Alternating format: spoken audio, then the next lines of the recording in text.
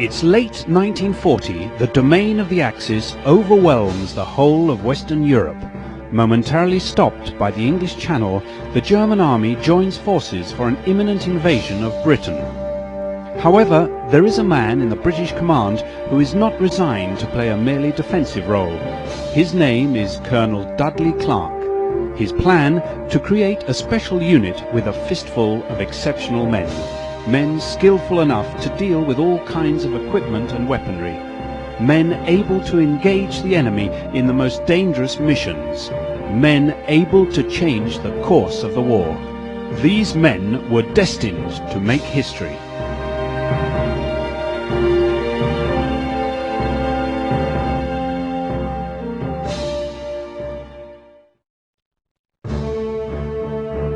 It's June the 4th, 1940. The evacuation of Allied troops from Dunkirk has ended. Heavy human and material losses have been sustained. In that same day, British and French troops begin to demolish the port facilities in Narvik. This will be their last action before evacuating Norway and leaving it under German occupation. On June the 7th, the Norwegian king and his government go into exile in London.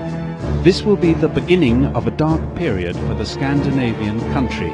Allied troops will not set foot on Norway again for a very long time, with the exception of the Commandos. Due to its particular climate, long distances, difficult communications and isolated towns, Norway is an ideal testing field to put into practice the first incursion tactics of this newly founded unit.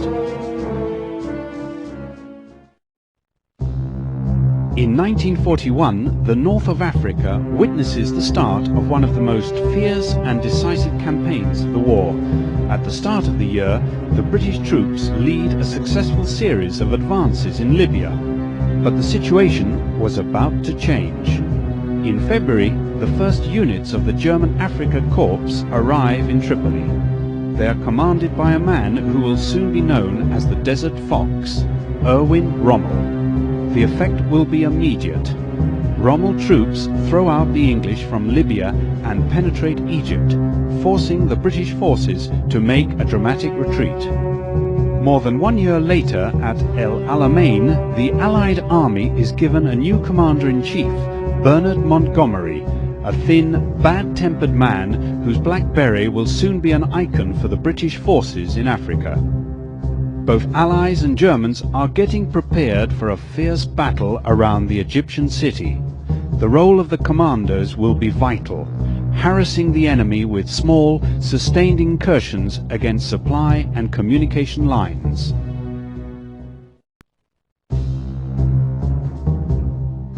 In summer 1944, a contingent of nearly 3 million Allied troops are gathered in southern England under the command of General Eisenhower.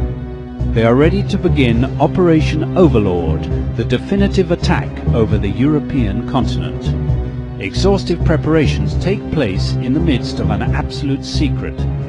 Meanwhile, at the other side of the English Channel, General von Rundstedt awaits the attack from the heavily fortified coasts. The commandos will be among the first to land. Their mission, to weaken coastal defenses and destroy supply lines. Everybody is waiting for Eisenhower to decide on the final issue, the precise day of the landings in Normandy, the D-Day.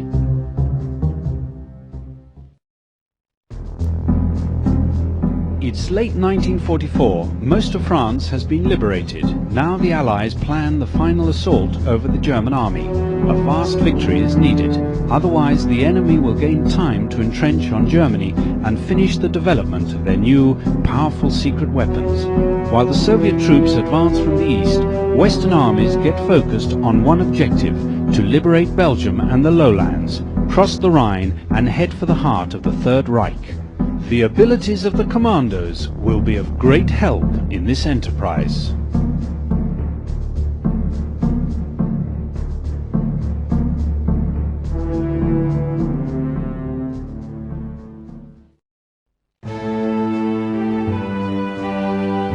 On the 2nd of May 1945, General Jodl signs the final surrender of Germany. 4 months later, Allied forces accept the capitulation of the Japanese emperor. Crowds full of joy welcome victorious soldiers in the streets of a new, free world. Thanks to the effort of millions of people, the threat of Nazism has been suffocated. The war is over. And there's a bunch of exceptional men who have been privileged actors and witnesses of some of its most dramatic and decisive moments. A small, brave group of Commandos.